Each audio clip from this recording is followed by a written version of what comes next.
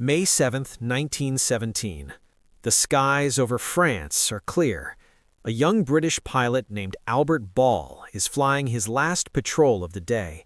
He's 20 years old. He's already a legend. 44 confirmed kills, the Victoria Cross around his neck, the most decorated fighter pilot Britain has ever produced. He's heading home. The mission is almost over. Just a few more minutes and he'll land safely at his aerodrome. Just a few more minutes and he'll be done for the day. But something changes. Witnesses on the ground see him engage in enemy aircraft, a German plane. One last fight before he goes home. And then Albert Ball disappears.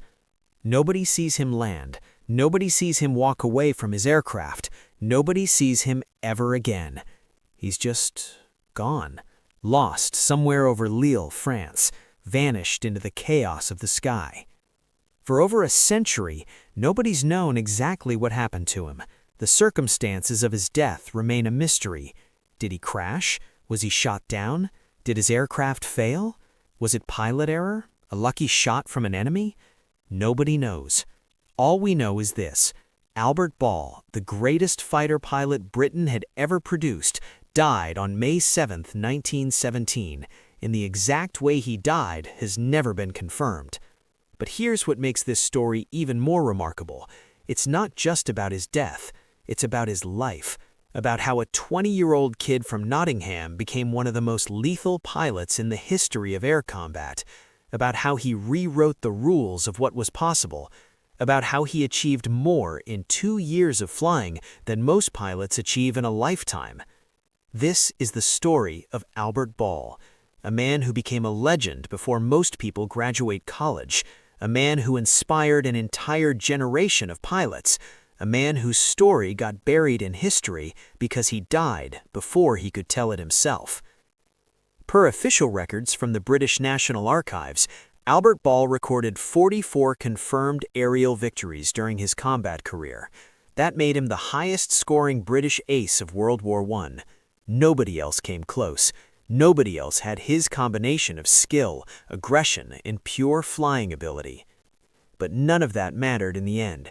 When it came time for him to fly home on that final day, none of his experience, none of his victories, none of his decorations could save him. He vanished, and the mystery of what happened to Albert Ball in those final moments would haunt aviation history for the next 100 years.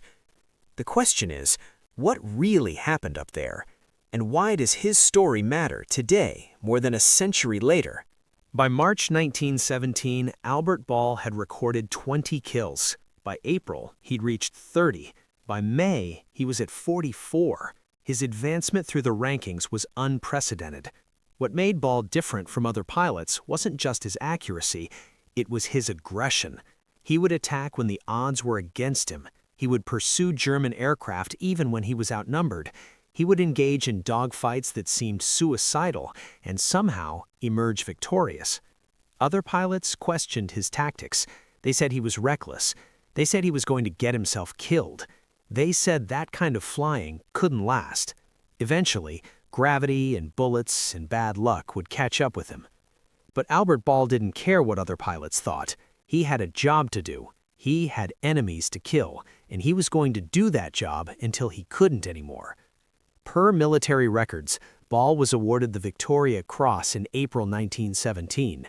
This was the highest military honor Britain could bestow. The Victoria Cross was given for exceptional bravery, for going beyond what was required, for sacrificing everything for duty. Ball received it not for a single action, but for his entire body of work, for his pattern of incredible aggression and success over months of combat, for being, essentially, the deadliest pilot his country had ever produced. At 20 years old, Albert Ball was a VC winner, a decorated hero, a symbol of British military excellence. But the war wasn't over. There were still German aircraft in the sky. There were still targets to be attacked. There was still flying to be done. Per his service record, Ball flew dozens of missions in the weeks after receiving the VC. He continued his pattern of engagement and victory, continued to accumulate kills, continued to fly aggressively and come out on top. His commanding officers wanted him to stop flying. They wanted him to go back to Britain, to tour, to give speeches, to be a symbol, to rest. But Albert refused. He wanted to keep flying. He wanted to keep fighting. He wanted to keep accumulating kills. Maybe it was pride. Maybe it was duty. Maybe it was something else. But Albert Ball couldn't stop, wouldn't stop. He had to keep fighting. And that decision would lead to the final flight, the flight that would result in his death, the flight that would create a mystery that would last 100 years. Albert Ball was born in 1996 in Nottingham, England. His father was a banker. His family was comfortable, middle class, respectable, the kind of background that typically led to a life in business or law, not military aviation. But Albert was different from other boys. He had energy. He had drive. He had something burning inside him that wanted to be bigger than the quiet life his family expected. When World War I started in 1914, Albert was 18, old enough to volunteer, young enough to still believe in glory. He enlisted in the Sherwood Foresters Regiment, infantry, not pilots, not sky warriors, just regular soldiers in the trenches. Per military records from the British National Archives, Albert Ball served in the trenches for several months. He experienced the horror of trench warfare firsthand.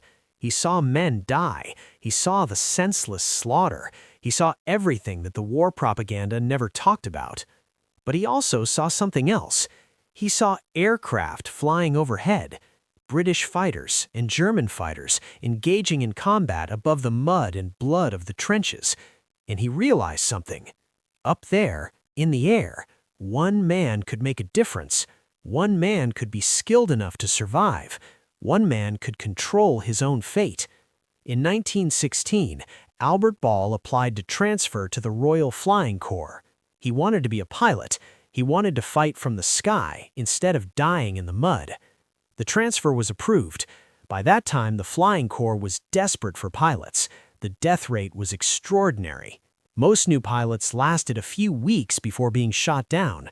They were sending boys into the air with minimal training to die against experienced German pilots.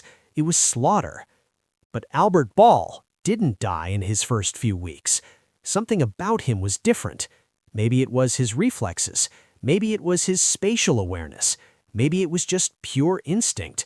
But whatever it was, Albert had it. Per Flying Corps training records, Ball showed exceptional aptitude during flight training. He was fast. He was aggressive. He was willing to take risks that other pilots wouldn't take. His instructors noted that he was sometimes reckless, sometimes too willing to push himself and his aircraft to the absolute limit. But he was also effective, devastatingly effective. By the time he completed training and was assigned to combat in August 1916, Albert Ball was ready, or at least as ready as any pilot could be for the slaughter that awaited. His first victory came on August 5, 1916, a German two-seater reconnaissance aircraft. It wasn't spectacular, nobody celebrated, but it was the first. What came next was something that aviation history had never seen before. Albert Ball went on a killing spree, not in a brutal sense, but in terms of pure numbers of confirmed kills. He was accumulating victories faster than any British pilot had before. Part of it was skill. Ball was genuinely talented at flying and fighting. Part of it was aggression. He was willing to attack German aircraft when other pilots would have held back. Part of it was luck. He was lucky, incredibly lucky. He was shot at constantly and never took a fatal hit. By early 1917, Albert Ball was already famous. His name was in the papers. The public knew about him. He was becoming a symbol of British air superiority, a hero to the people back home, a legend to the pilots flying alongside him. But Albert didn't want to be a legend. Per his personal letters and diary entries, Ball was uncomfortable with fame. He just wanted to do his job and go home. He wrote about his frustrations with the publicity. He wrote about missing his family. He wrote about the weight of all those kills. May 7th, 1917. It's a Monday. The weather is clear over northern France. It's been a good day for flying, good visibility, good conditions. good hunting. Albert Ball has already flown one patrol that morning. He'd engaged German aircraft. He'd scored kills. Now he's back on the ground, eating lunch, resting, preparing for an afternoon patrol. His squadron mates are around him, other young pilots, men he's trained with, men whose lives he's saved and who've tried to save his in return. They eat together. They talk about the morning patrol. They talk about which areas have been active, which sectors have German aircraft. Albert is quiet. Per accounts from pilots who knew him, Ball was always quiet before flights. He would sit alone. He would think. He would prepare himself mentally for what was about to happen, for the possibility of combat, for the possibility of death. Around 2 p.m., he's assigned to fly an afternoon patrol, a routine patrol, nothing special about it, just another flight over northern France, just another chance to find and kill German aircraft. Per Flying Corps mission logs, Ball took off from his aerodrome at Vert Galand at approximately 2:45 p.m. He was flying a Sopwith SE.5a single-seat fighter, his personal aircraft, the plane he knew intimately, the plane he'd flown dozens of times, the plane he'd used to record most of his 44 kills. The SE.5a was one of the best British fighter aircraft of the war, fast, maneuverable, well-armed with a .303 caliber machine gun and a Vickers gun. It was a match for the German Albatros and Fokker aircraft that dominated the German squadrons. Ball took off alone. That was unusual. Normally, pilots flew in pairs or groups, but on this particular afternoon, Ball was flying solo, or at least, he started solo. We don't know if other aircraft were assigned to fly with him that day. Records are unclear. What we do know is that at some point during that final patrol, Albert Ball engaged an enemy aircraft. The exact circumstances are unclear. The exact location is unclear. The exact time is unclear. But witnesses on the ground saw combat occurring over Lille. They saw an SE.5a engaging with a German aircraft. They saw combat maneuvers. They saw the kind of aerial ballet that happens when two skilled pilots try to kill each other. And then, Albert Ball's aircraft was seen diving toward the ground, falling, descending rapidly, the kind of descent that usually meant either a pilot had lost control or he was executing a dangerous maneuver. But Ball's aircraft never pulled up. It kept descending, it kept falling, and nobody ever saw it again. At least, not in a way that was officially recorded. What happened next is where the story becomes unclear, where verified facts end and mystery begins. Albert Ball disappeared. His aircraft wasn't found immediately. No wreckage was located. No body was recovered. He simply vanished. The first question was obvious. Was he captured? Did he bail out? Did he survive the crash and get taken prisoner? Per military records, inquiries were made through neutral countries and through various channels. Was Albert Ball a prisoner of the Germans? Had he been captured? The answer that eventually came back was no. Albert Ball was not a prisoner. The Germans didn't have him. He wasn't in any of their prisoner camps. He wasn't listed on any lists of captured British pilots. So, if he wasn't captured, what happened to him? The next theory was that he'd crashed, that his aircraft had gone down behind German lines, that his body was never recovered because German forces either moved it or left it where it lay. But the question remained, why did he crash? What caused the aircraft to go down? Per witness accounts from people on the ground, Ball's aircraft had been engaged with a German aircraft. There had been gunfire, there had been combat, and then Ball's aircraft had gone into a steep dive. Some witnesses said they saw it pull out of the dive. Some said they didn't. Some said they saw another aircraft pursuing it. Some said they weren't sure. The accounts were contradictory. Nobody had a completely clear picture of what had happened. Over the years, various theories emerged. Some pilots and historians thought that Ball had intentionally gone into a steep dive to evade enemy fire. that he dived too fast or turned too hard and his aircraft had come apart, that structural failure had caused the crash. Others thought that he'd been hit by enemy fire, that the German pilot had scored a lucky shot, that Ball's engine had been damaged or his control surfaces had been hit and he'd lost control.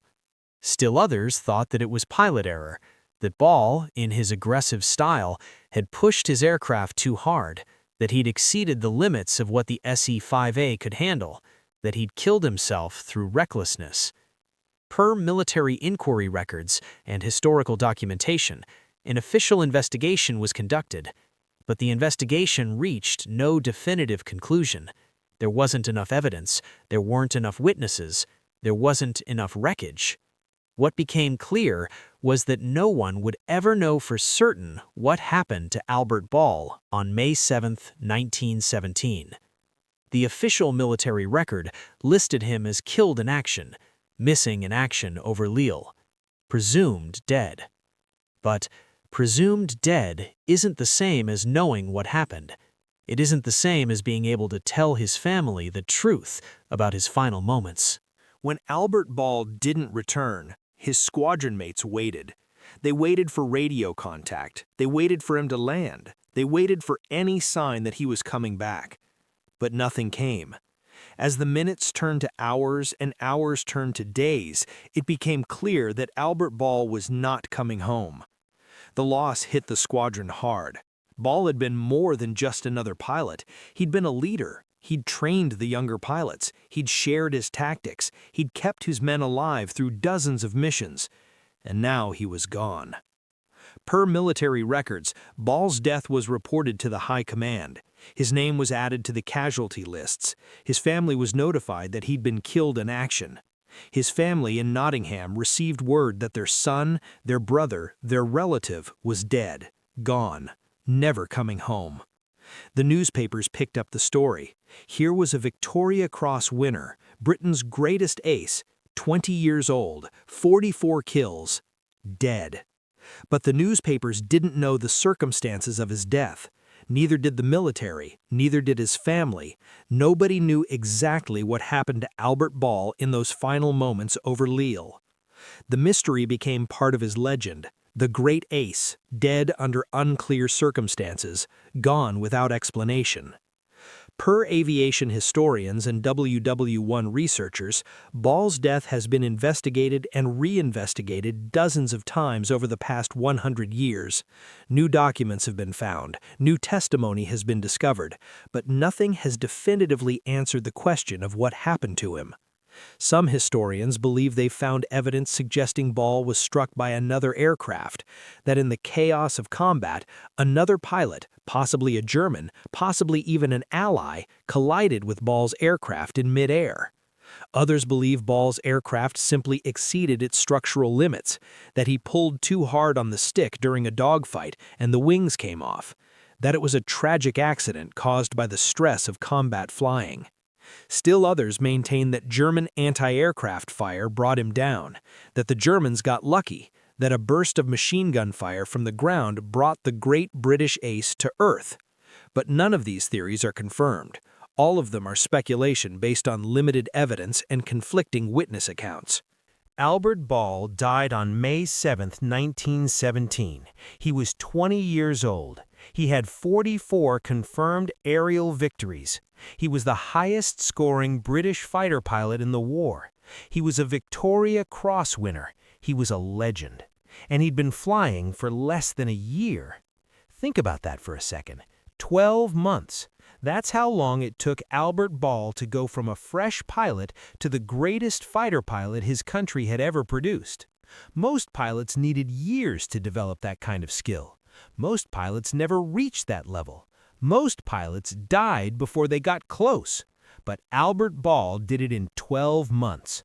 He flew dangerously. He flew aggressively. He flew in a way that shouldn't have been survivable, and he survived it. He mastered it. He became untouchable. Until the day he wasn't. Per military records and historical analysis, Ball's influence on British air tactics was enormous. The pilots who survived the war and went on to train the next generation of pilots learned from Ball's example. They studied his methods. They tried to replicate his success. Some of them did. Some of them became great pilots in their own right. But none of them had Ball's combination of youth, aggression, and pure talent. What's remarkable is that Ball did all of this without having the benefit of extensive training, without having advanced equipment, without having years of experience. He did it on raw talent and willingness to take risks. He did it by refusing to follow the conventional wisdom about air combat, by being willing to try tactics that other pilots said wouldn't work, by pushing himself and his aircraft to limits that seemed impossible. And he did it while still being fundamentally a kid, 20 years old, barely old enough to vote, still thinking about girls and home and what life would be like after the war, still young enough to believe he was immortal. But he wasn't immortal, and the war didn't care how young he was. Albert Ball's story isn't just about air combat. It's not just about a kid who became really good at flying a fighter aircraft. It's about something deeper. It's about how quickly life can change, how fast you can rise, how suddenly it can all end. Ball went from being a regular soldier in the trenches to being a legendary pilot in less than a year. He went from being nobody to being famous, from being alive to being dead. And nobody knows exactly how it happened. That's part of what makes his story so compelling. There's mystery, there's uncertainty, there's the unknown. In our modern world, we like things to be clear. We like to know what happened. We like explanations. We like closure. But sometimes there is no closure. Sometimes we're left with mystery.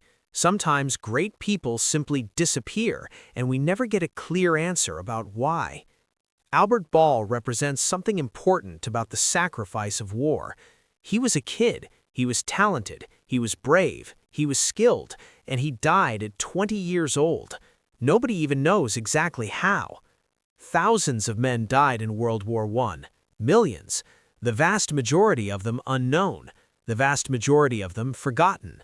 Albert Ball is remembered because he was exceptional, because his records were documented, because his achievements were notable.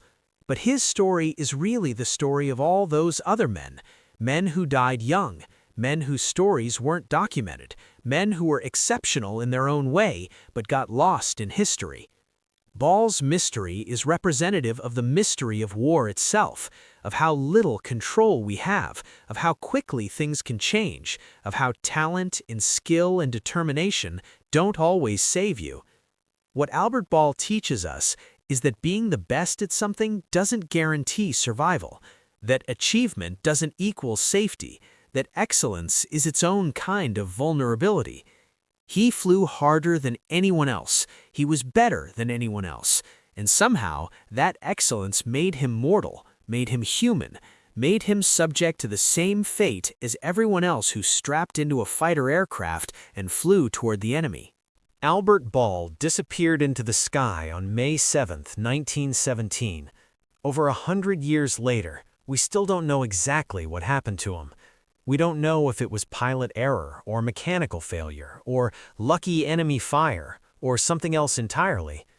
What we do know is that he was a remarkable human being, a kid who became a legend before he could legally drink, a young man who accomplished more in 20 years than most people accomplish in 80. We know he was brave, we know he was skilled, we know he was willing to take risks that seemed suicidal. We know that he became the greatest British fighter pilot of his era. And we know that none of that mattered in the end. None of his skill, none of his decorations, none of his victories. When it came time for his final flight, all of that couldn't save him. That's the lesson of Albert Ball. That's what his story tells us over 100 years later. Excellence doesn't guarantee survival. Bravery doesn't guarantee safety. Skill doesn't guarantee you'll go home. War is indifferent. Death is indifferent. They don't care how good you are. They don't care how many victories you've won. They don't care what medals you're wearing. Albert Ball's story is a reminder that we're all mortal, that we're all vulnerable, that even the best of us can disappear on a clear day over France, and nobody will ever know exactly why. If Albert Ball's story moved you, hit that like button. Subscribe for more forgotten heroes and unsolved mysteries from World War I and World War II.